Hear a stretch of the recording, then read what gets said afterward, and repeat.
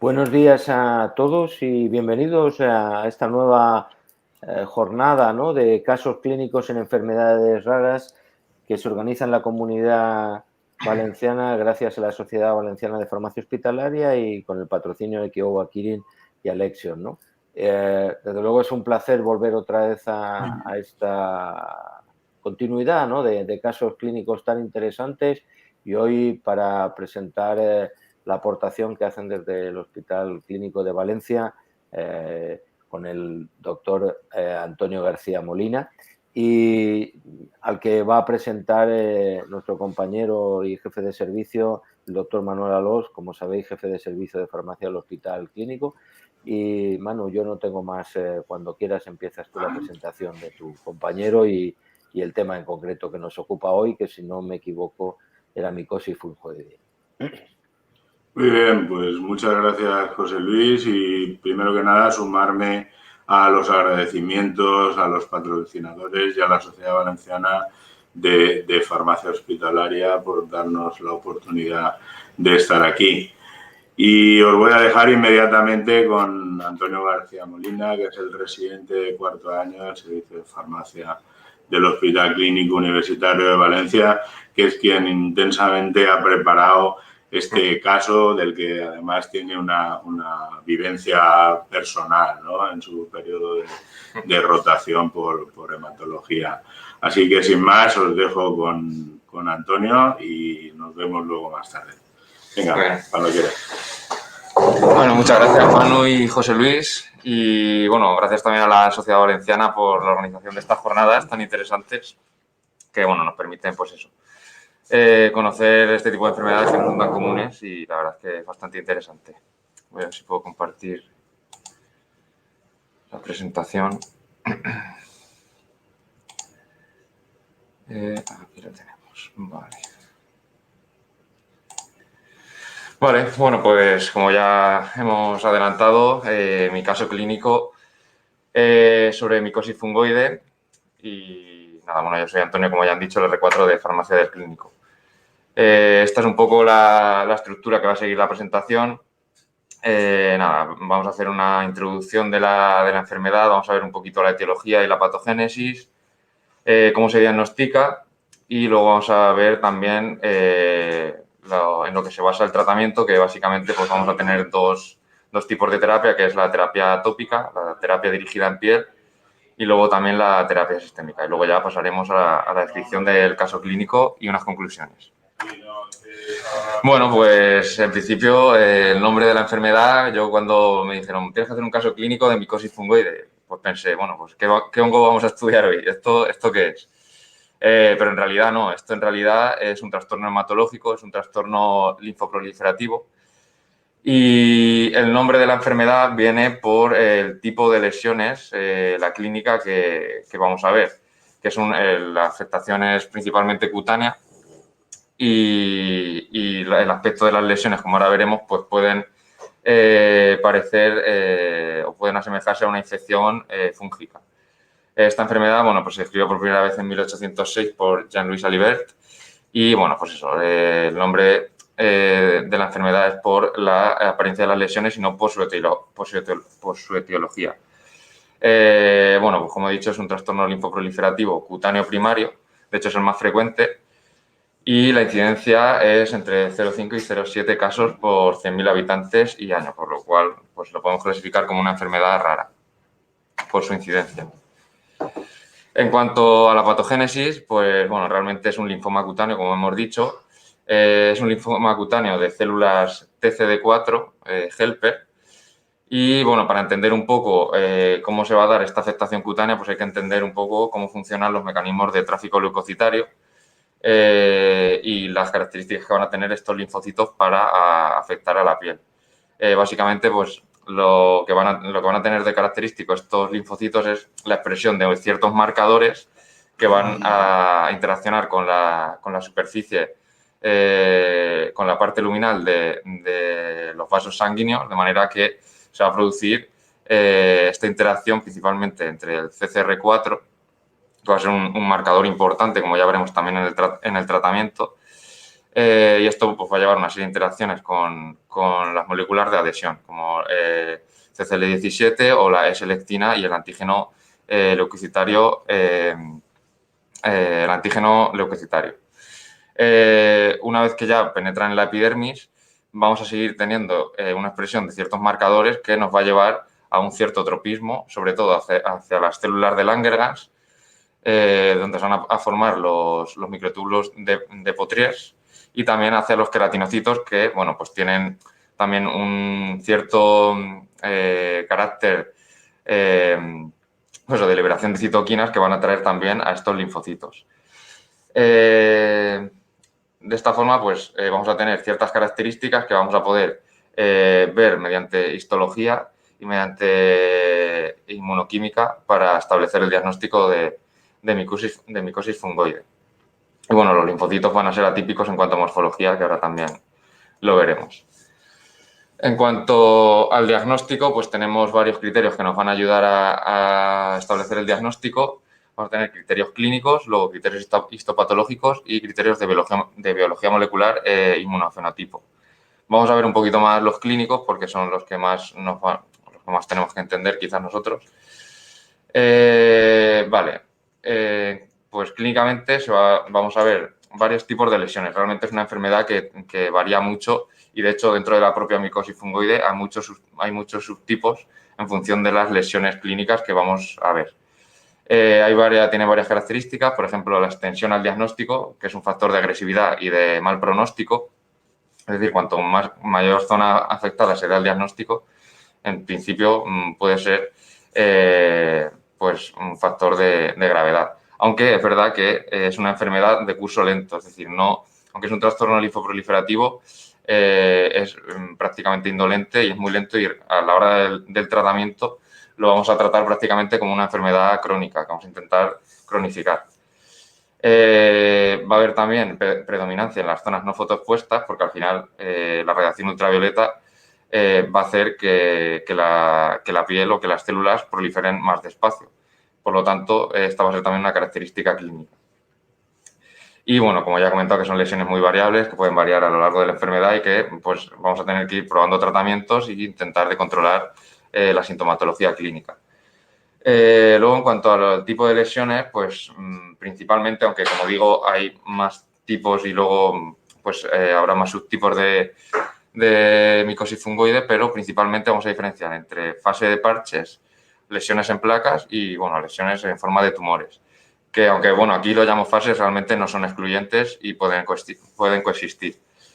Generalmente la zona de parches, las lesiones en forma de parches van a ser zonas eritematosas asimétricas y localizadas, que además se caracterizan por no tener, por ser lesiones que no están, que están al mismo nivel de la piel, es decir, no tienen un relieve.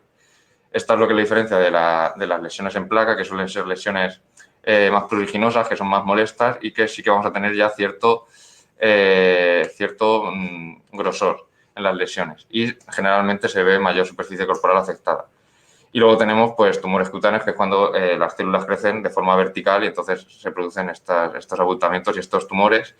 Y aquí tenemos pues más tendencia a la sobreextensión, a tener heridas, porque pues, al final es una zona más delicada y tiene más problemas de este tipo.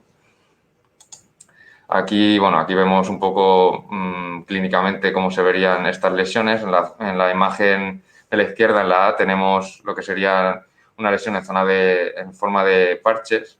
Como vemos, pues son lesiones bastante leves, que no tienen ningún tipo de relieve, a diferencia de la B, que sería la fase de placas, que ya vemos que está todo más irritado. Igual en la imagen no se ve bien, pero sí que son lesiones con más grosor. Y luego tendríamos en la imagen C, bueno, que en este caso está en la cara y llama más la atención, pero es una lesión en forma de tumor en la que las células proliferan de manera vertical hacia arriba. Y es bastante llamativo, la verdad. Y bueno, aquí ya integro un poco todo lo que serían los criterios diagnósticos. Realmente esto es un algoritmo que se utiliza, pero bueno, hay más, y al final lo que nos va a guiar un poco pues es la anatomía patológica, la clínica, porque al no ser un trastorno muy frecuente también es bastante difícil de diagnosticar por el dermatólogo. Y bueno, pues en cuanto a la clínica tenemos, bueno, en todos tenemos un criterio principal y luego criterios adicionales. La clínica, el criterio principal va a ser pues que haya parches y placas compatibles que sean persistentes y progresivas. Esto es importante, que tengan cierta duración en el tiempo. Y luego criterios adicionales, pues lo que hemos comentado, que estén áreas no fotoexpuestas sea un criterio, que sean lesiones que vayan variando en tamaño y forma y que haya poiquilodermia, que son lesiones en forma, son manchas de color parduzco, que ahora veremos algún ejemplo también. Y bueno, pues en función de los criterios que cumpla se da una puntuación. Luego los criterios histopatológicos, pues obviamente el principal va a ser que haya un infiltrado linfocítico superficial en la epidermis. Y luego, pues bueno, otros criterios adicionales, pues que haya epidermotropismo sin esponjosis, que haya atipia linfocitaria, que generalmente van a ser linfocitos T con un núcleo grande, hipercromático y de forma irregular o cerebriforme. Y luego también vamos a tener criterios de biología molecular porque otra de las características de estas células es que tienen reordenamientos en la subunidad gamma del receptor del linfocito T. Y esto lo vamos a poder detectar mediante PCR. Y luego el inmunofenotipo pues también tiene unas ciertas características, que haya una disminución de más del 50% de células CD2, CD3 o CD5 o menor del 10% de células CD7. Aunque ya digo que hay más criterios y este no es el único algoritmo que se utiliza. Con todo y con esto, utilizando estos criterios, con 4 puntos o más, podríamos clasificar al paciente con diagnóstico de micosis fungoide. Luego tenemos que hablar también de cómo estadificamos la enfermedad. Se va a utilizar la clasificación TNM modificada. De manera que, bueno, la T vamos a mirar las lesiones en la piel para ver la extensión a nivel local en la piel. Luego vamos a ver también si progresa a nivel linfático y si metastatiza a nivel de órganos internos. Y luego hay un parámetro nuevo que no se suele utilizar, que por eso es la TNM modificada, que es la presencia de células en sangre periférica, que siempre tenemos que ir monitorizando y va a ser un criterio para ver la progresión de la enfermedad.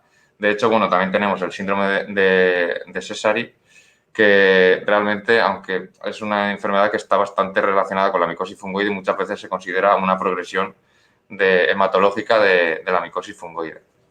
Entonces, esta va a ser un poco la clasificación que vamos a utilizar. Y luego tenemos también la estadificación mediante sistema clásico que va desde el 1A al 4B, que lo vamos a clasificar en función de la clasificación TNM también. Entonces lo podemos ver de las dos formas. Y ya vamos a ver un poquito más lo que nos interesa, que es el tratamiento. Bueno, como he comentado, lo podemos diferenciar entre tratamiento tópico, terapia dirigida en piel y tratamiento sistémico. Bueno, las características del tratamiento, bueno, pues el 84% de pacientes se van a diagnosticar en fase precoces de la enfermedad, lo cual va a ser bueno para controlarlos desde el principio. La terapia tópica es adecuada sobre todo en las fases precoces. Y bueno, lo que también es característico de esta enfermedad, que a pesar de ser un trastorno neoplásico, es que la falta de respuesta o la progresión a un tratamiento no lo va a contraindicar para luego utilizarlo, porque estamos acostumbrados en que en un trastorno oncológico o hematológico vamos dando líneas de tratamiento y una vez que progresan a una línea, pues ya se considera resistente a esa línea de tratamiento y no se vuelve a dar, obviamente. Pero en este caso, como ya he comentado, es una enfermedad que se va a tratar de manera más, como si fuese más una enfermedad crónica y, por tanto, sí que se puede retratar a los pacientes con tratamientos que se hayan probado antes. Como ya he comentado también, que el tratamiento agresivo en fases precoces de la enfermedad no mejora la... Ah, no, vale, esto no lo he comentado. El tratamiento agresivo en fases precoces de la enfermedad no mejora la supervivencia, es decir, tenemos que ir poco a poco, conforme vaya avanzando la enfermedad, pues en función de la progresión, ir poniendo tratamientos más o menos agresivos. Y pues eso, el objetivo es conseguir un control satisfactorio del linfoma y conseguir la menor movilidad posible y la mejor calidad de vida del paciente. Vale, pues vamos a empezar viendo las terapias que tenemos tópicas. El primero son los corticoides tópicos, que son útiles en los estadios iniciales. Y el que tenemos con esta indicación, aunque se pueden utilizar más, es el propionato de clobetasol, que es del grupo 4, es decir, de los muy potentes, y, por tanto, su uso prolongado puede provocar efectos sistémicos que tenemos también que controlar, como estenocrosis, inmunosupresión, infecciones, alteraciones visuales. Como digo, se pueden utilizar otros y, de hecho, generalmente se suelen utilizar otros que tenemos más a mano. Pero lo que también es importante entender en este tipo de pacientes, sobre todo que van a tener una afectación bastante amplia de la superficie corporal, es ver la formulación con la cual pautamos estos corticoides y, en general, todas las formulaciones tópicas. Vamos a tener en cuenta, pues, la zona tratada. Por ejemplo, no va a ser lo mismo tratar lesiones en la zona de las ingles, por ejemplo, la zona genital, que la piel es mucho más fina y la absorción puede ser más importante. Ahí intentaremos utilizar pues formulaciones en forma de espuma o en forma de gel, que son más hidrófilos y, por tanto, van a tener menor absorción. No va a ser lo mismo que tratar pues zonas de las rodillas o los codos, o incluso el pecho y los brazos, que la piel es más gruesa y hay menos riesgo de absorción. Aunque, de todas formas, como ya digo, hay veces que tenemos hasta el 80 o el 90% de la superficie corporal afectada, entonces hay que tener en cuenta este tipo de parámetros y es algo que pues nosotros como farmacéuticos debemos de controlar. Luego, otro tratamiento que tenemos específico es la mecloretamina tópica, el Ledaga, que es un medicamento extranjero. Y, bueno, es una mostaza nitrogenada que solo lo tenemos en una presentación comercial, que es en forma de gel, pero también se podría formular. Y, bueno, es un poquito lo mismo. Tendremos que ver pues la zona que vamos a tratar. Y este en concreto tiene la peculiaridad de que la principal reacción adversa es dermatitis atópica, que se da hasta en un 70% de pacientes, y que esta reacción se podría reducir si se formula con un excipiente anhidro. Con lo cual pues podríamos dar esa opción si llegado el caso de que el tratamiento sea efectivo pero nos esté dando problemas de tolerancia. Otro tratamiento tópico que ya no es farmacológico es la fototerapia ultravioleta y generalmente, bueno, se suele asociar a soralenos, que son sustancias fotosensibilizantes. En concreto tenemos el metoxaleno, que es un medicamento extranjero, y, bueno, esto en realidad cada vez se utiliza menos, cada vez se utiliza más la radiación ultravioleta sin este tipo de sustancias. La dosificación de la radioterapia es por kilo y de los soralenos. Y, bueno, pues habrá que dar al paciente consejos de fotoprotección una vez que se tome el metoxaleno, que se suele tomar entre 24 y 48 horas antes de la sesión de la fototerapia. Bueno, habrá que decirle que, pues eso, que utilice gafas, que utilice protección, que no se ponga al sol durante al menos una semana después de tomar el medicamento y exponer la mínima superficie corporal para evitar reacciones de fotosensibilidad. Seguimos con más tratamientos tópicos. Tenemos también la fototerapia ultravioleta de tipo B, que, bueno, realmente esta casi no se utiliza una longitud de onda estrecha y, bueno, es más eficaz en las lesiones de tipo manchas o parches. Luego podemos utilizar también radioterapia localizada, que es eficaz en el tratamiento precoz de la enfermedad y donde se consiguen tasas de respuesta completa de hasta el 95%. Generalmente se utilizan dosis bajitas, entre 20 y 30 grays, y también tenemos la opción de utilizarlo como tratamiento paliativo a dosis mucho más bajas, entre 4 y 6 grays, que pueden ser útiles pues eso, en el tratamiento paliativo, porque no vamos a tener casi apenas efectos secundarios y vamos a poder controlar los síntomas cutáneos. Y otro tratamiento que tenemos también a nivel cutáneo, que no es farmacológico, es también mediante irradiación, que es la irradiación cutánea total con electrones. En este caso, bueno, como su propio nombre indica, va a ser para estadios avanzados en los que la superficie corporal afectada sea muy amplia. Y esto, pues nada, consiste en que el paciente se mete en una cámara y va cambiando la posición y se va irradiando toda la superficie corporal para intentar minimizar las lesiones. Y nada, generalmente pues se toleran bastante bien y tienen reacciones pues a nivel cutáneo. Pueden aparecer telangiectasias, alopecia en función de la zona, hipohidrosis o incluso pérdida de uñas. Podría aparecer. Vale, vamos a hablar ahora ya del tratamiento sistémico. Hay varios tipos de tratamientos. Vamos a empezar hablando de los agentes inmunomoduladores. Tenemos los retinoides y en concreto el besaroteno es el que tiene la indicación para el tratamiento de linfomas cutáneos T primarios. Y en principio se debería utilizar, la indicación que tiene es para aquellos refractarios al menos a una línea de tratamiento. La dosis inicial suele ser de 300 miligramos día y se ajusta en función de la respuesta y la toxicidad. Una de las características del tratamiento es que tiene una acción lenta y esto tenemos que tenerlo en cuenta a la hora de no tomar decisiones precipitadas para evaluar la eficacia. Y es que la mediana de respuesta es de 20 semanas, es decir, antes de 20 semanas no deberíamos de tomar decisiones porque es probable que el medicamento todavía no esté siendo todo lo eficaz, no estemos viendo la eficacia total del medicamento.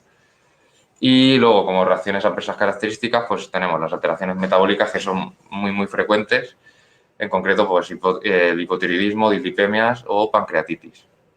Y bueno, este es el que tiene la indicación concreta de linfoma cutáneo, pero se podrían utilizar otros como la isotretinoína, que no tiene la indicación específica, pero también se puede utilizar y en las guías está así recogido. El siguiente tratamiento es el interferón alfa-2b, que bueno, tampoco voy a comentar mucho sobre este tratamiento que todos conocemos. Es útil como tratamiento de segunda línea y se puede utilizar en estadios avanzados asociado a otros tratamientos pues, como besaroteno o a los tratamientos tópicos como el PUVA, etc. Y bueno, las reacciones adversas ya las conocemos, el síndrome pseudogripal, las alteraciones mentales, etcétera, que son dosis dependientes generalmente. Otro tratamiento es la fotoquimioterapia extracorpórea o fotaféresis. Esto lo que consiste es en realizar una féresis al paciente y tratar las células extraídas mediante radiación ultravioleta y luego se vuelven a reinfundir al paciente. Esto obviamente pues reacciones adversas como tal no tiene y bueno, lo único así característico es pues que el anticoagulante que se suele utilizar es el citrato y podemos tener casos de hipocalcemia y esto pues lo tendremos que controlar y tenerlo presente. Luego tenemos también varios anticuerpos monoclonales que se pueden utilizar y que en las guías están así recogidos. Tenemos primero el alentuzumab, que como ya sabemos es un tratamiento, se utiliza para tratar la esclerosis múltiple, su indicación, pero se puede utilizar también fuera de indicación para tratar los linfomas cutáneos tipo T. Y bueno, pues habría que hacer la solicitud mediante un acceso especial por este motivo. Es un anticuerpo anti-CD52 que este marcador es un marcador de superficie que se expresa en linfocitos B y T maduros, monocitos y células dendríticas. Y bueno, pues a la hora de manejar este tipo de pacientes vamos a tener en cuenta que vamos a tener cierta inmunosupresión, por lo que vamos a tener que monitorizar la carga viral del citomegalovirus por posibles recidivas y vamos a tener que dar profilaxis antibiótica y antivírica al menos hasta 2 meses post-tratamiento, principalmente pues, con cotrimoxazol y con aciclovir. Luego tenemos también el brentuximab, que es un anticuerpo monoclonal anti-CD30 que está ligado a un agente citostático. Este tratamiento ya sí que se reserva para pacientes refractarios ya a muchas líneas de tratamiento y, como digo, es posible el retratamiento, pero esto tampoco es específico del brentuximab, solo que al ser un anticuerpo pues se remarca un poco más porque es más curioso. Y la principal reacción adversa es la neuropatía. Y luego tenemos un anticuerpo específico aprobado para micosis fungoide y síndrome de Sézary, que es el mogamulizumab. Es un anticuerpo monoclonal anti-CCR4, que si recordamos es la molécula esta que vimos que expresan los linfocitos T malignos, que tiene importancia en el tráfico leucocitario y en el tropismo cutáneo. Está aprobado por la EMA y la FDA para el tratamiento de micosis fungoide y síndrome de Sézary refractario a 2 o más líneas de tratamiento, pero solo está financiado para aquellos pacientes que no sean candidatos a trasplante de médula ósea y que tengan una expresión de CCR4 mayor del 10% si está disponible la determinación. Y bueno, las reacciones adversas más frecuentes son diarrea y exantema y la más grave es celulitis y trombopenia. Y bueno, este obviamente es un medicamento huérfano y que tendríamos que solicitar también mediante el ministerio.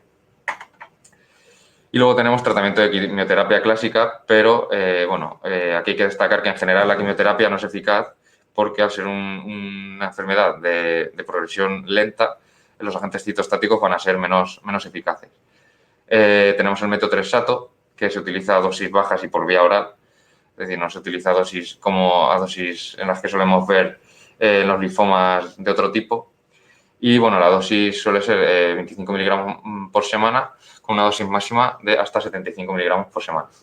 Como ya sabemos también, la absorción vía oral es saturable y una de las reacciones adversas más importantes utilizando la vía oral son las reacciones adversas gastrointestinales. Otro de los tratamientos de quimioterapia es la doxorubicina liposomal, el Caelix, que se utiliza en monoterapia en enfermedades avanzadas, pero es verdad que una vez que llegamos a este punto de tratar ya con quimioterapia, generalmente va a ser pensando en algún tratamiento posterior.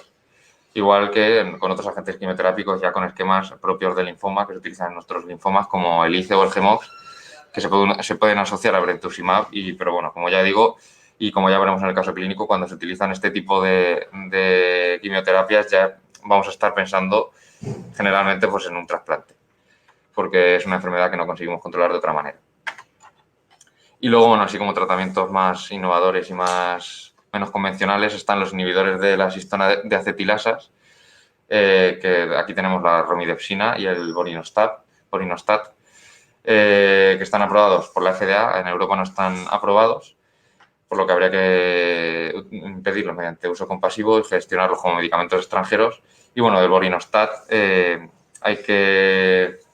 tenemos que comentar que sí que tiene un ensayo comparativo frente a mogamulizumab en el que resultó ser inferior en cuanto a eficacia.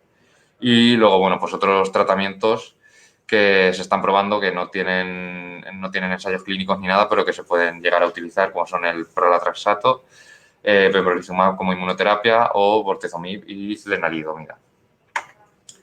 Y vamos a ir con el caso clínico, con todo esto que hemos visto, con todo el arsenal terapéutico que tenemos, vamos a ver cómo es un poco el manejo de este tipo de pacientes.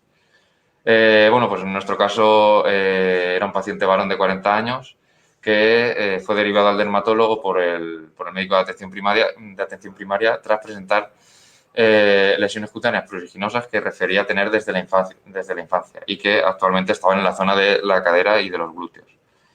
Los antecedentes del paciente médicos no tenía más allá de una dermatitis atópica en la infancia y la exploración física, pues como decimos, era una eritrosis y descamación de base generalizada con predominio en las caderas, era como se definía. El tratamiento habitual que seguía el paciente era ictiana precisamente por estas lesiones, que es un emoliente. Y en la anatomía patológica se vio que había un infiltrado linfocítico atípico con focos de epidermotropismo y con predominio de CD3 y CD8, es decir, CD4 era negativo, por lo que en principio no se clasificó como un caso de micosis fungoide, porque hemos dicho que la micosis fungoide las células que proliferan son CD4 T helper. Por lo cual lo clasificamos como un linfoma cutáneo T primario. Pero bueno, realmente el tratamiento tampoco cambia muchísimo.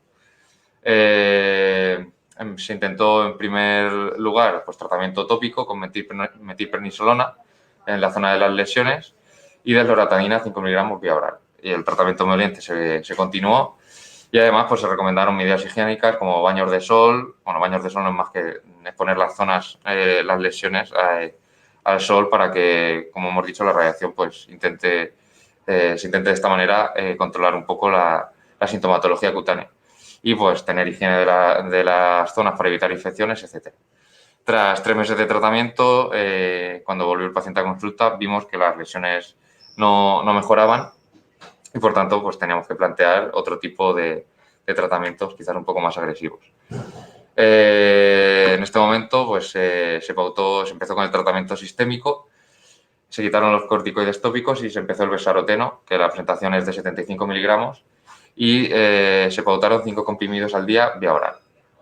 Se continuaron con los emolientes en las zonas afectadas y pues, las medidas higiénicas igual. Con esto, el paciente estuvo 5 años en tratamiento con más o menos buen control de la enfermedad, aunque no se consiguió respuesta completa, pero las lesiones sí que disminuyeron. Pero obviamente durante los 5 años no fue todo bonito y tuvo pues, algunas complicaciones. Como hemos dicho, pues, las complicaciones más típicas del besaroteno son las complicaciones metabólicas y en este sentido pues, el paciente tuvo hipotiroidismo iatrogénico que se controló con levotiroxina y también tuvo hipertrigliceridemia e hipercolesterolemia, además en un paciente de 40 años que fue claramente provocado por el Bessaroteno. Y bueno, esto se controló pues, con estatinas y fibratos y en principio el paciente iba bastante bien. Pero a los 3 años del inicio del tratamiento con Bessaroteno, las lesiones empeoraron y la superficie corporal estaba más afectada. Entonces se decidió asociar el imiquimod, que no lo he comentado porque es verdad que en las guías no aparece, porque la evidencia que hay está basada en series de casos y no hay gran evidencia, pero bueno, lo que sí que sabemos es que es un fármaco inmunomodulador con propiedades antivirales y antitumorales y que se utiliza en carcinoma vasocelular y que puede ser, pues eso, no como tratamiento único, pero sí que se puede utilizar, en este caso, como tratamiento adyuvante a la terapia sistémica. Bueno, es un tratamiento tópico y se pautó con una frecuencia de 5 veces por semana, de lunes a viernes, y había que aplicarlo antes de dormir y dejarlo actuar durante las 8 horas de sueño sin ocluir, es decir, no tenemos que vendar la zona para evitar también pues, la absorción sistémica, intentar utilizar pues, ropa ancha para dormir, etc. Con esto el paciente estuvo 5 años, como ya hemos comentado, pero a los 5 años, en una de las consultas, la afectación cutánea ya llegaba al 80% de la superficie corporal. Y bueno, se observaban lesiones eritrodermicas y en la anatomía patológica ya sí que empezamos a ver signos compatibles con micosis fungoide y se filió al paciente se diagnosticó de micosis fungoide en un estadio 2B. Bueno, pues ahora vamos a ver un poco la consecución de tratamientos que se le fueron poniendo al paciente. En principio se trató con interferón alfa. Estuvo en tratamiento durante 3 años hasta que volvió a progresar. Y bueno, durante estos 3 años la verdad es que lo toleró bastante bien, la enfermedad se controló a nivel cutáneo y, como digo, no había afectación linfática, las pruebas de imagen y todo estaba bastante bien controlado. Además, se le asociaron corticoides sistémicos. Pero como digo, a los 3 años, las pruebas de imagen ya empezamos a ver progresión a nivel linfático y, por tanto, tenemos que ver otro tipo de alternativas.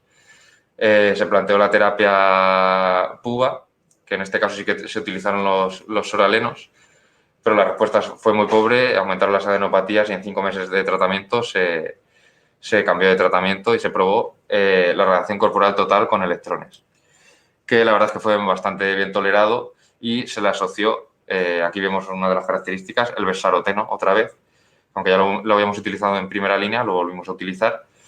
Y bueno, se añadió en este caso a una dosis más baja para intentar minimizar las reacciones adversas metabólicas y se asoció levotiroxina para controlar el hipotiroidismo del paciente. Con este tratamiento sí que tuvimos muy buena respuesta y el paciente estuvo 2 años de tratamiento con este tratamiento. Pero a los 2 años ya vimos que había una progresión hematológica, que esto se evidenció pues presencia de células de Sézary en sangre periférica, pérdida de CD7, que era uno de los marcadores que habíamos visto, y CD26 es otro de los marcadores que suele disminuir. El 60% de células era CD4 y el ratio CD4-CD8 era de 1,6. Entonces, con estos criterios ya vimos que la enfermedad no conseguíamos controlarla, ya no solo a nivel cutáneo, sino que a nivel sistémico estaba empezando a progresar y ya teníamos que empezar a preocuparnos porque puede empezar a haber más problemas. En este momento pues, se decidió pautar brentuximab. El paciente se trató durante 6 ciclos, pero realmente pues, la verdad es que no tuvo mucha eficacia, progresó a nivel linfático, ya teníamos un grado 3 y a nivel cutáneo pues también teníamos eritrodermia generalizada, la superficie corporal afectada era bastante amplia y no lo conseguíamos controlar. Después del brentuximab se trató con doxorubicina liposomal, con el Caelix y, bueno, comentar nada, que en este caso, en estos tratamientos ya cuando empezamos con quimioterapia, como he comentado, ya se empezaba a plantear un poco la búsqueda del donante de médula. Entonces, nada, bueno, durante el tratamiento con Caelix sí que tuvo un problema isquémico, un accidente cardiovascular que probablemente fuese derivado de las alteraciones hematológicas del propio linfoma y de la progresión hematológica. Y, bueno, pues hubo también un ingreso en UCI con problemas a nivel hemodinámico, etcétera, pero bueno, al final el paciente salió y siguió con quimioterapia puente al alta con 2 esquemas, con el ICE primero y luego el GEMOX asociado a brentuximab, pero aquí ya estábamos en la búsqueda del donante. Aquí tenemos una foto que conseguimos de cuando el paciente estaba en tratamiento con el Caelis. Aquí podemos ver, es una zona que, bueno, la superficie corporal está muy afectada realmente. Aquí solo vemos la zona dorsal, pero toda la zona del vientre y de las piernas y todo, las ingles, todo lo tenía súper afectado. Aquí, y además, ahora veremos otra imagen posterior. Vemos cómo está bastante irritado, está como, pues eso, ellos decían que estaba en carne viva, le picaba muchísimo y le molestaba, le daba bastantes problemas. Y esto es, creo recordar, que cuando estaba en tratamiento con el Caelis, antes de empezar el tratamiento. Y bueno, vamos a comentar ya el episodio del trasplante, que fue cuando yo conocí a este paciente en mi rotación con hemato. Bueno, se clasificó como un trasplante urgente porque realmente el paciente no respondía a prácticamente ninguna línea de tratamiento y, bueno, tenía la característica de que tenía la presencia de anticuerpos anti-HLA, por lo tanto, requeríamos un donante con alto grado de compatibilidad. El paciente tenía 3 hijos, pero ninguno tenía la compatibilidad idónea porque había reactividad cruzada entre el HLA de los hijos y los anticuerpos preformadores del paciente, por lo que se comenzó la búsqueda de un donante no emparentado. Y bueno, nada, simplemente aquí comentar, pues eso, a la hora de la compatibilidad tenemos que tener en cuenta varios antígenos del HLA y bueno, podemos mirar la compatibilidad sobre 12 o sobre 10 alelos. Y bueno, este fue el estudio de compatibilidad del donante elegido, que tiene una compatibilidad 9 de 10 o 10 sobre 12 si miramos todos los antígenos. Bueno, estas son un poco las características del trasplante. El índice de comorbilidad Sorros fue de 5 y el Karnofsky era del 90%, por lo que la verdad es que el paciente estaba en bastante buen estado general.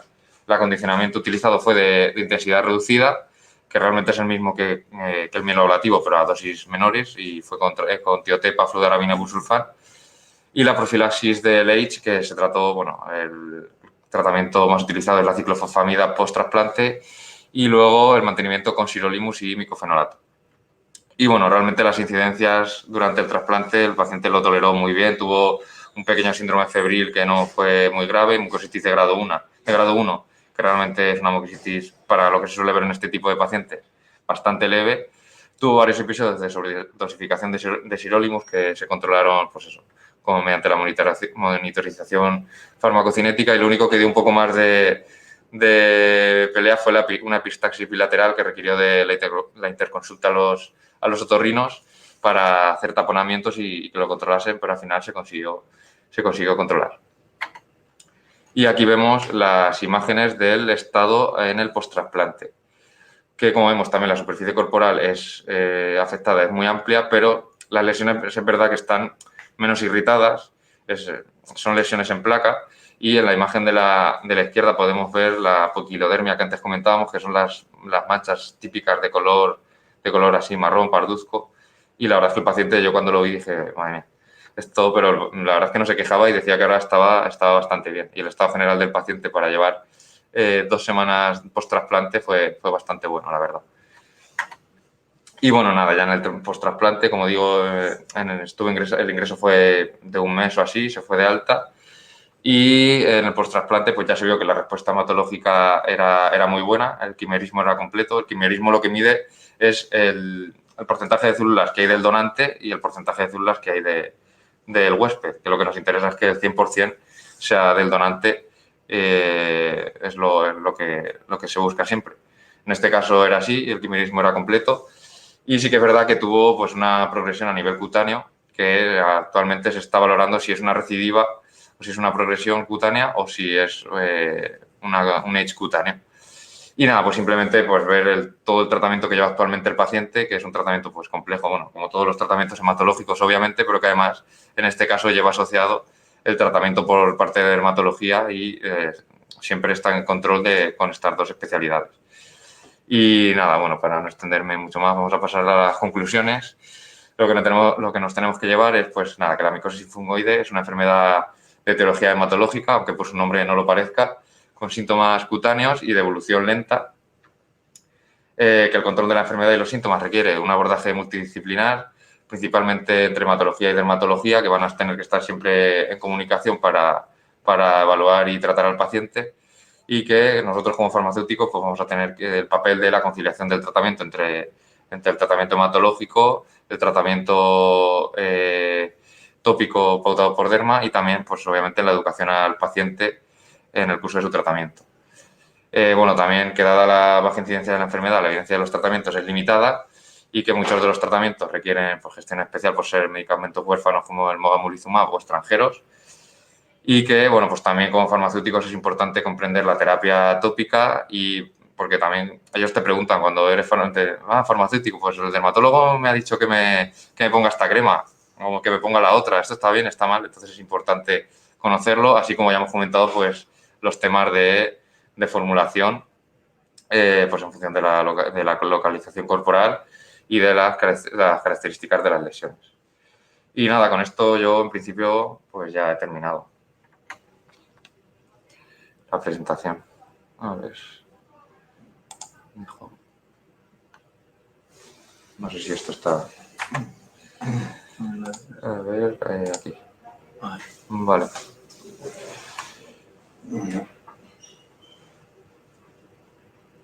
No sé si estáis ahí.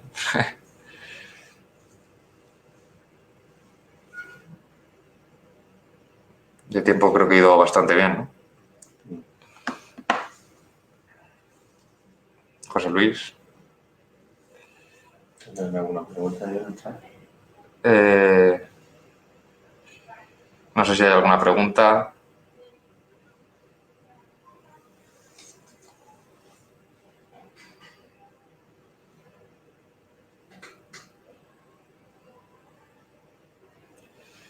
Lo que va saliendo ahí a la derecha. Sí, pues pacientes, la verdad es que yo me he centrado en este caso porque al final en un solo paciente cuesta bastante de ver, porque como hemos visto es un paciente de evolución de unos 10, 12 años, pero bueno, Manu no sé si tiene a lo mejor una... Tuvimos que declarar 4 entre César y micosis fungoide. 4 pacientes entre síndrome de César y micosis fungoide hemos tenido, sí. O sea que, bueno, si la incidencia es... Que hayan llegado a estadios avanzados. Exacto, y que lleguen a estadios avanzados, que lo normal es que se controle con los tratamientos y que no suelen avanzar tanto como en este paciente, pero está bien ver un poco cómo va progresando y ver un poco todas las fases de la enfermedad.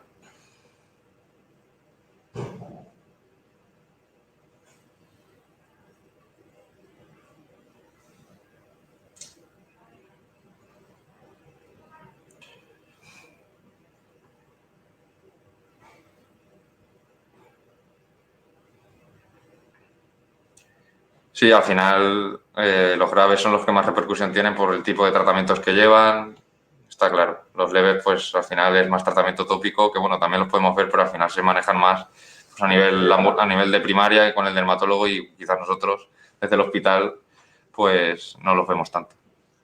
Se llegan a nivel de ventuximab. Claro, porque exactamente. O trasplante.